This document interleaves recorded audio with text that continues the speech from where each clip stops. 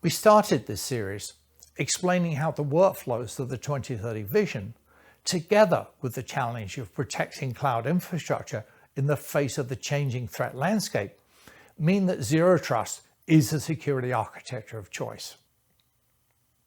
In this episode, we are looking at what we mean by trust and how authentication is handled for users, services, and systems. Authentication is the starting point of Zero Trust because everything must be authenticated before it can be allowed to take part in any activity. Cybersecurity starts with risk management. Before giving a user access to anything, you will do a risk assessment, whether informal by, say, checking their references, or informal because, for example, you have worked with that person before. Once it is determined that something can be trusted, an identity is established for it.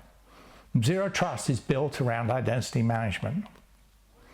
In any cybersecurity system, and especially in Zero Trust, when someone tries to access a system, the first step is determine whether the user trying to access the system is the trusted person they claim to be, which is done by authenticating their identity.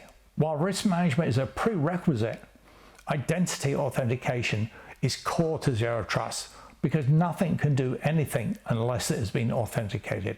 And this applies to users, systems, services, and devices, all of which will have an identity. There is no assumption of trust, and that's why it's called Zero Trust. When something has been authenticated, it can be authorized to take part in an activity, but that does not mean it can take part in any activity. And while an authenticated user can do some things, they can't do other things. In Zero Trust, we separate out authentication and authorization. Now, that's a logical separation, whether authentication or authorization originate from different systems is an implementation choice. There are reasons to separate them out. Creating a user account in the identity management system is a one-off event for each identity system, is an administrative task carried out as part of user onboarding. However, authorization can be much more dynamic. The principle of least privilege means that a user only has the privileges, the authorization, to conduct the tasks they're engaged in and no more. That may change as their tasks change, possibly frequently, leading to the dynamic security policies that are a part of Zero Trust. Now let's flip this over. We have said that a user cannot connect to a service unless the user has been authenticated and the connection is authorized. This is Zero Trust, where everything must be authenticated and everything includes the service, the device, or the system that the user is attempting to connect to. The requirement everything must be authenticated means that if a service connects to a service, both must be authenticated.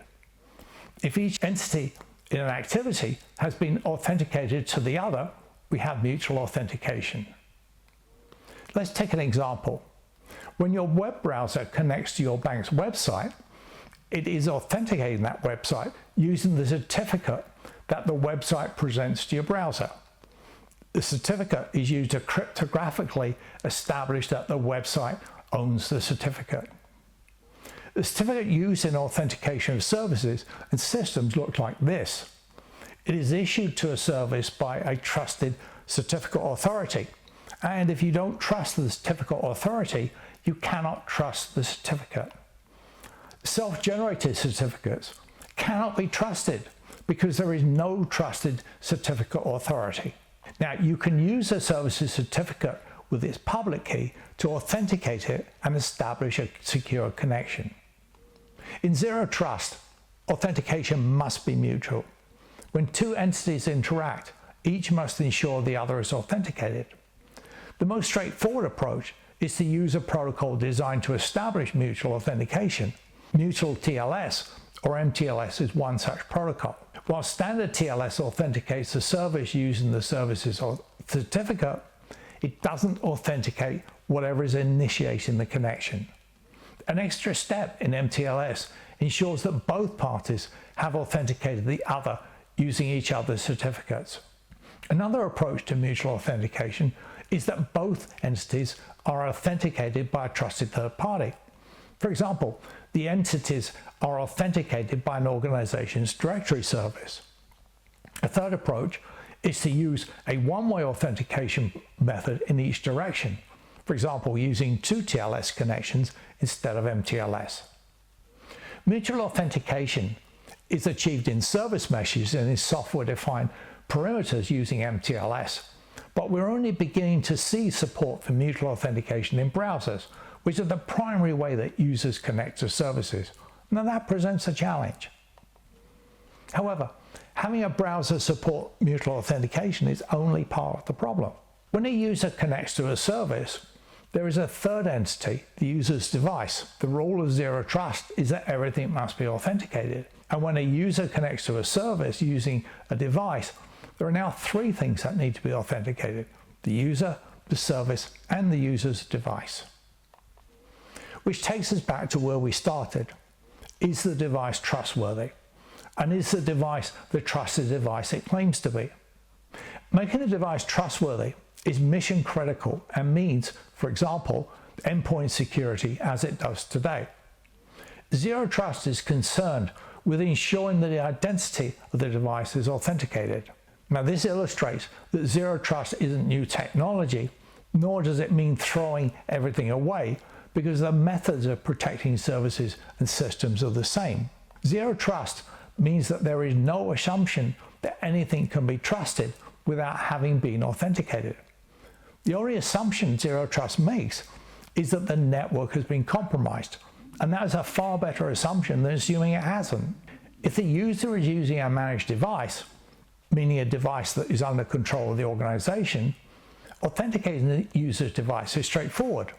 The software used to manage the device should mean that the device is trustworthy and can be used to authenticate the device. But if the device isn't a managed device, it is more difficult to authenticate it. Now, there are several approaches, such as creating a trust environment in a hardened virtual machine installed on the device. The VM could be authenticated, and we're starting to see similar functionality becoming available in web browsers. In Zero Trust, authentication applies to everything: users, services, systems, devices, and it can include software. That's it for this episode in our series on production security and Zero Trust. If you have any questions or are interested in getting involved, please get in touch through our website, which is www.movielabs.com. Thank you for watching. If your company is ready to take the next step in implementing the Movie Labs 2030 vision, consider joining the growing global community of implementers who work directly with Movie Labs and its member studios in the Movie Labs Industry Forum.